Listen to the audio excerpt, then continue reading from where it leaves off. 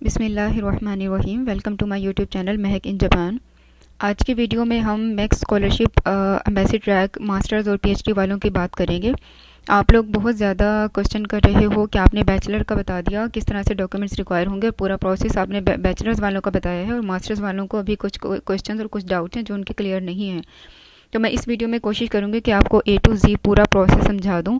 अगर आपका कोई भी क्वेश्चन है स्कॉलरशिप को लेकर तो इस वीडियो में आपका वो ख़त्म हो जाएगा। तो उसके लिए प्लीज़ आप वीडियो पूरी देख लीजिएगा। वीडियो पूरी नहीं देखते और उसके बाद आप क्वेश्चंस करना स्टार्ट कर देते हो।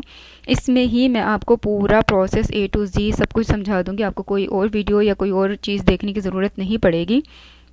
तो अगर वीडियो अच्छी लगती है तो लाइक कर दीजिएगा, सब्सक्राइब भी कर दीजिएगा। सबसे पहले बात करते हैं कि जैसे मैंने आपको पहले भी बताया था कि ये स्कॉलरशिप जो है वो मास्टर्स, पीएचडी और बैचलर तीनों के लिए अनाउंस हुई है। सबसे पहले आपको मैंने बैचलर्स का बता दिया। अब बात कर लेते हैं, सारी वीडियो में बात जो होगी वो मास्टर्स और पीएचडी वालों के लिए होगी।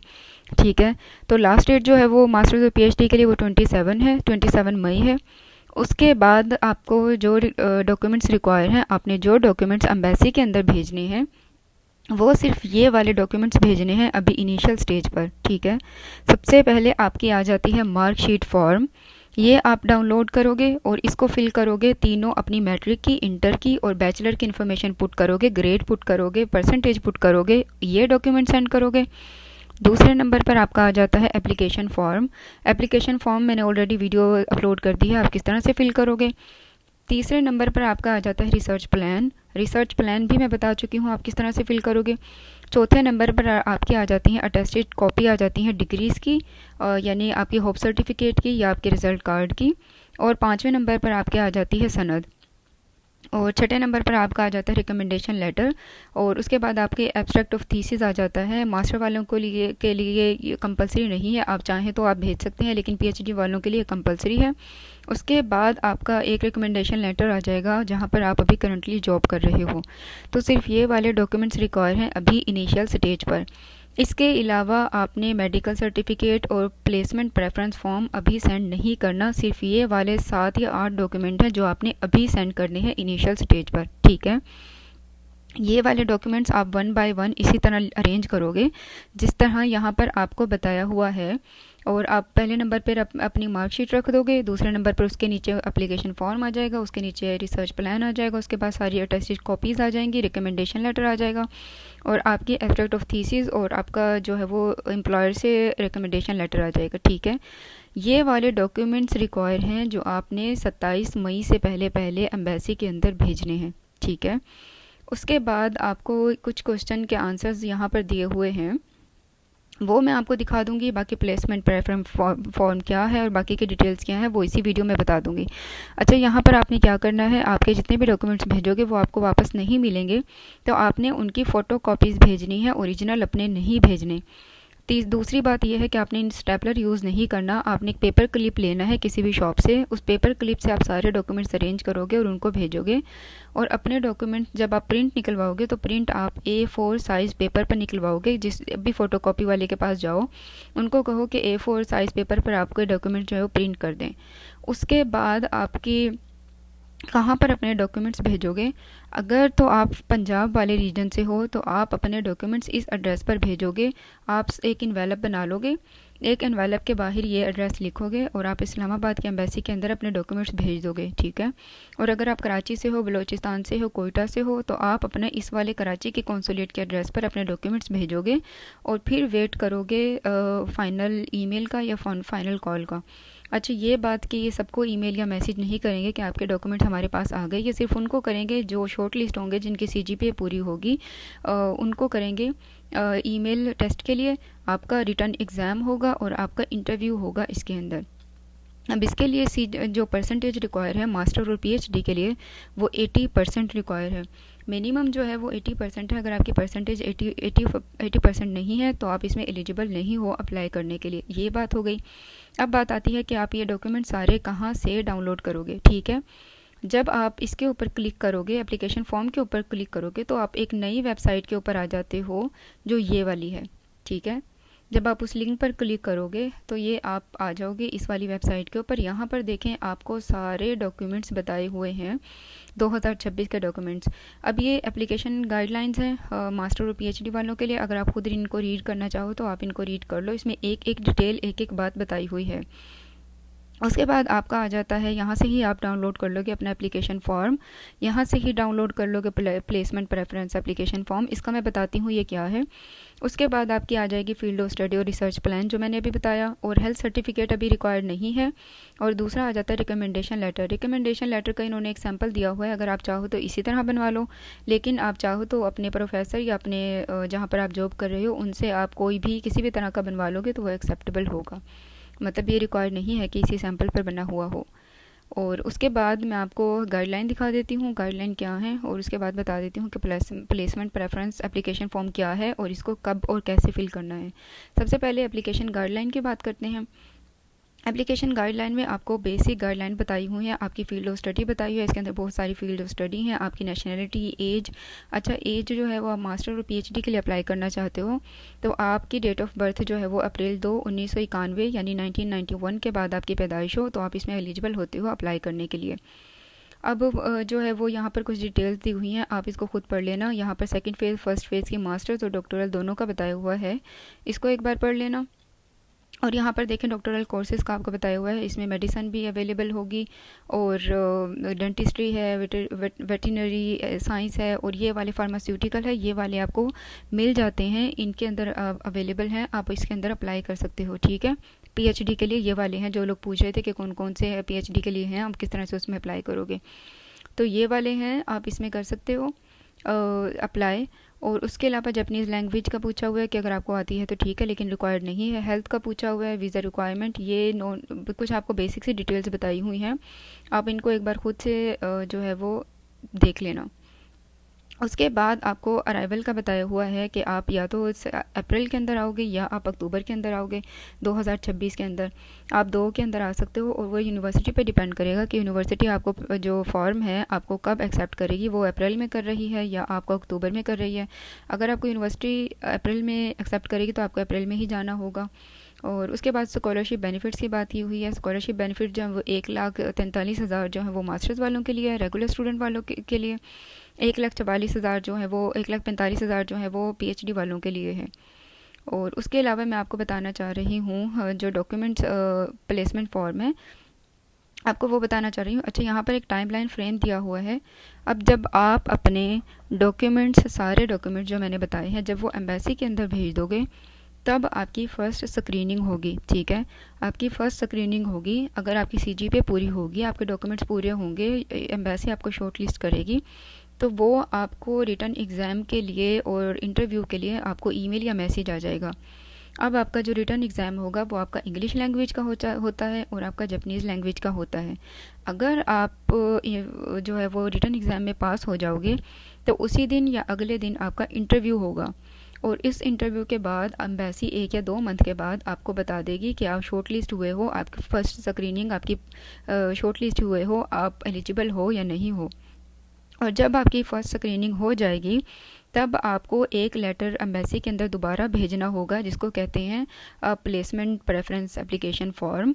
तो क्या करोगे कि आप वहाँ से जापान की प्रोविजनल यूनिवर्सिटी से मांगोगे, उसको अपने एम्बेसी में दोबारा भेजोगे, और बाद में ये वाला प्रोसेस आपका इनिशियल स्क्रीनिंग, फर्स्ट स्क्रीनिंग के बाद होता है। ठीक है, और आपको फिर ये सारा टाइम फ्रेम बताया हुआ है कि आप किस तरह से करोगे। उसके बाद बात आ जाती है आपकी डॉक्यूमेंट्स की। अभी मैंने आपको बताया कि एप्लीकेशन फ़ॉर्म आपने भेजना है। अच्छा, अब इसकी कितनी कॉपीज़ आपने भेजनी है और किस तरह से आपने कॉपीज़ करवानी है। एप्लीकेशन फ़ॉर्म एक तो ओरिजिनल हो गया। अच्छा, आप इसको किस दोनों तरह से फ़िल कर सकते हो। आप चाहो तो आप इसको पीडीएफ में ही फ़िल कर लो, और अगर आप चाहो तो आप इसका प्रिंट निकलवा लो, प्रिंट निकलवा के अपने हाथ से फ़िल कर लो। दोनों तरह से एक्सेप्टेबल होगा, आप दोनों तरह से फ़िल कर सकते हो। अब एक जो आपने अपने हाथ से फ़िल किया या आपने पीडीएफ निकाला, एक तो वो आपका हो गया ओरिजिनल वाला। ठीक है, आप उसकी 2 और फ़ोटो कॉपीज़ करवा लोगे तो वो आपकी बन जाएंगी 2 कॉपीज़। तो आपने एप्लीकेशन फॉर्म की एक ओरिजिनल सेंड करनी है जो आप अपने हाथ से फिल करोगे, और 2 आपने उसकी फ़ोटो कॉपीज़ करवा के वो भेजनी है। और एक आ जाएगा आपका प्लेसमेंट प्रेफरेंस एप्लीकेशन फॉर्म, ये आपने अभी सेंड नहीं करना। उसके बाद आपकी आ जाएगी field of study and research plan, ये भी आपने रिसर्च प्लान जो है वो एक आपका ओरिजिनल आ जाएगा जो आप फिल करोगे। आप 2 फ़ोटो कॉपीज़ उसकी और करवा लोगे और वो 2 फ़ोटो कॉपीज़ आप इसकी सेंड करोगे। उसके बाद आपकी रिज़ल्ट कार्ड आ जाएगा। आपने रिज़ल्ट कार्ड जो है वो रीसेंट डिग्री का भेजना है, यानी कि अगर आप मास्टर्स के लिए अप्लाई कर रहे हो तो आप बैचलर के सेंड करोगे, आप वो भेजोगे। उसका रिज़ल्ट कार्ड भेजोगे, उसकी एक ओरिजिनल हो जाएगा, उसकी 2 फ़ोटोकॉपीज़ हो जाएंगी। फिर आपकी सनद आ जाएगी। अगर सनद आपके पास नहीं है तो आप एक अपनी यूनिवर्सिटी से लेटर बनवा लो जिस पर लिखा हुआ हो कि आपको एक्सपेक्टेड जो डिग्री है वो कब मिल जाएगी। एक लेटर बनवा लें तो एक वो ओरिजिनल हो जाएगा, 2 उसकी फ़ोटोकॉपीज़ आ जाएंगी। अगर आपके पास सनद है तो आप एक सनद ओरिजिनल और 2 उसकी फ़ोटोकॉपीज़ भेज दोगे। एक रिकमेंडेशन लेटर आप अपने प्रेसिडेंट से या डीन से या अपने एडवाइज़र से, यानी कि अपने सुपरवाइज़र से बनवा लोगे। आप एक ओरिजिनल भेजोगे जो आप अपने प्रोफेसर से बनवाओगे, और 2 आप उसकी फ़ोटो कॉपीज़ करवा कर भेज दोगे। अभी जो मेडिकल सर्टिफिकेट है ये आपने अभी सेंड नहीं करना, ये आप सेंड करोगे बाद में जब आपकी इनिशियल स्क्रीनिंग फर्स्ट स्क्रीनिंग हो जाएगी। एब्स्ट्रैक्ट ऑफ थीसिस है, एब्स्ट्रैक्ट ऑफ थीसिस कंपलसरी नहीं है मास्टर्स वालों के लिए, पीएचडी वाले भेज दें। अगर भेज देंगे तो आपके लिए अच्छी ही होगा, बेनिफिट ही होगा। उसके बाद आपकी आ जाती है लैंग्वेज प्रोफिशिएंसी। और लैंग्वेज प्रोफिशिएंसी अगर आपके पास कोई आइल्स वगैरह का कोर्स नहीं है, टेस्ट नहीं है, तो ज़रूरी नहीं है। आपके पास अगर इंग्लिश प्रोफिशिएंसी सर्टिफिकेट अपने कॉलेज से या यूनिवर्सिटी से है तो आप उसकी 3 फ़ोटोकॉपीज़ करवा लोगे, वो ही सेंड करोगे, ओरिजिनल वाले सेंड नहीं करना। उसके बाद एक रिकमेंडेशन लेटर आ जाएगा आपका जो आप सेंड करोगे। अगर आप जहाँ पर जॉब कर रहे हो आप उनसे एक लेटर बनवा लोगे, एक वो यहाँ पर भेजोगे। कंपलसरी नहीं है, अगर आप जॉब कर रहे हो तो आप इसको भेज देना, अगर नहीं कर रहे हो तो आप इसको स्किप कर सकते हो। उसके बाद आपकी फ़ोटोग्राफ्स हैं, और अगर आपकी submit if the applicant is to major, अगर आप अप्लाई कर रहे हो फ़ाइन आर्ट्स में और म्यूज़िक में तब आप इसको सेंड करोगे फ़ोटोग्राफ्स को। और अगर आप इसमें अप्लाई नहीं कर रहे, साइंसेस में अप्लाई कर रहे हो, तो आप इसको सेंड नहीं करोगे। और यहाँ पर कुछ और डिटेल्स दी हुई हैं, आप इनको भी देख लेना। तो ये जो डॉक्यूमेंट्स हैं ये आपने ओरिजिनल और फ़ोटोकॉपीज़ करवानी है, ठीक है। अब बाकी मैं आपको अटेस्टेशन समझा देती हूँ कि आप अटेस्टेशन किस तरह से करवाओगे। अब ये वाली जो आपके डॉक्यूमेंट्स हैं, आपकी रिज़ल्ट कार्ड और आपकी सनद, आप क्या करोगे अभी इनिशियल स्टेज पर एम्बेसी में सेंड करने के लिए आप उनकी फ़ोटो कॉपीज़ करवा लोगे। फ़ोटो कॉपीज़ करवाने के बाद उसको अपने टीचर से, प्रिंसिपल से, किसी से भी अटेस्ट करवा लोगे और वो आप भेजोगे, तो वो एक्सेप्टेबल हैं। फ़र्ज़ करें कि आपके पास बैचलर की या बीएस की आपके पास रिज़ल्ट कार्ड है और एक आपके पास सनद है, आप उनकी कलर फ़ोटोकॉपी करवा लो। उस कलर फ़ोटोकॉपी को आप अपने प्रिंसिपल से अटेस्ट करवा लो, तो वो आपके ओरिजिनल बन जाते हैं जो आपने अटेस्ट करवाए हैं, ठीक है। आपने वो वाली ओरिजिनल भेजने हैं, आप उनकी मज़ीद 2 और फ़ोटोकॉपीज़ करवा लो, तो आपकी वो फ़ोटोकॉपीज़ बन जाएंगी कलर फ़ोटोकॉपीज़ की। जो ओरिजिनल का वर्ड यूज़ हुआ है वो ओरिजिनल का वर्ड आपका यूज़ होता है। जो डॉक्यूमेंट्स आप कलर को फ़ोटोकॉपी करवा लो और उनको टेस्ट करवा लो तो वो आपके ओरिजिनल बन जाते हैं। तो ओरिजिनल का मतलब यहाँ पर वो है, ठीक है। आप अपनी जितनी आपकी सनद है और रिज़ल्ट कार्ड है वो आप अपने टीचर से, अपने प्रिंसिपल से अटेस्ट करवा लोगे। अभी इसमें वो ज़रूरी है, आप भेज दोगे। इसमें अप्लाई करने के लिए आपको अभी मोफा से, आपको एचईसी से, आपको डीजी खान बोर्ड से, अपने रिलेटिव बोर्ड से अभी कोई भी जो है वो अटेस्टेशन रिक्वायर नहीं है इसमें अप्लाई करने के लिए। इसमें कोई किसी भी तरह की अटेस्टेशन रिक्वायर नहीं होती, आप सिर्फ अपने प्रिंसिपल से, टीचर से करवा लोगे तो वो इनफ होती है इसमें अप्लाई करने के लिए। तो ये मैंने आपको अटेस्टेशन का बता दिया कि किस तरह से अटेस्टेशन होगी, आपको डॉक्यूमेंट्स का बता दिया कि अभी सिर्फ आपने 27 से पहले किस तरह से भेजने हैं। और बाकी कल मैं आपको इंटरव्यू की और आपको कल मैं बता दूंगी कि रिटन एग्ज़ाम किस तरह का होगा, क्या आप उसमें किस तरह से अप्लाई करोगे, कौन कौन से पोर्शन उसके अंदर होंगे। अभी फर्स्ट स्क्रीनिंग के लिए जितनी चीज़ें ज़रूरी थी वो मैंने आपको कोशिश की है कि इसमें ही आंसर दे दूं। और बाकी यहाँ पर ये वाला जो है, बाकी यहाँ पर कुछ आपको आंसर्स दिए हुए हैं कॉमन क्वेश्चन के, ये भी देख लेते हैं। ये भी देखें, यहाँ पर भी बताया हुआ है कि आपको हेल्थ सर्टिफिकेट अभी ज़रूरी नहीं है अप्लाई करते हुए। उसके अलावा आप जो है वो अपने डॉक्यूमेंट्स सारे एम्बेसी की वेबसाइट से डाउनलोड कर सकते हो। आपने स्टेपलर यूज़ नहीं करना, A4 साइज़ पेपर पर करवाओगे। और यहाँ पर देख के बताया हुआ है कि एप्लीकेशन फॉर्म या तो आप टाइप कर लो, मतलब कंप्यूटर पे टाइप कर लो, या अपने हाथ से लिख लो, दोनों एक्सेप्टेबल होंगे। और all copies of university transcript and degree should be attested by the relative university. आपने अपनी यूनिवर्सिटी से आपने अटेस्ट करवाने हैं, प्रिंसिपल से या आपने उससे टेस्ट करवा लो। अटेस्ट करवाने के बाद अगर आपके पास यूनिवर्सिटी से टेस्ट नहीं किए हुए, HEC से करवाए हुए हैं, तब भी एक्सेप्टेबल होंगे। और या हर किसी को ईमेल नहीं करेंगे, सिर्फ शॉर्ट लिस्टेड को ही मैसेज करेंगे रिटर्न एग्ज़ाम का। और यहाँ पर देखें 8 नंबर पे आपको बताया हुआ है कि अभी आपको ज़रूरी नहीं है कि आप जापानीज़ यूनिवर्सिटी को या प्रोफेसर से कांटेक्ट करो। ये आपका इनिशियल स्क्रीनिंग के बाद आपको कांटेक्ट करना होता है। और उसके अलावा यहाँ पर आपको बताया हुआ है कि सिर्फ ये उनको ही करेंगे। We will only written exam की ईमेल सिर्फ उन्हीं को आएगी जो शॉर्ट लिस्ट होंगे, जिनकी CGPA पूरी होगी, और वो मिड जून के अंदर आपको आएगा।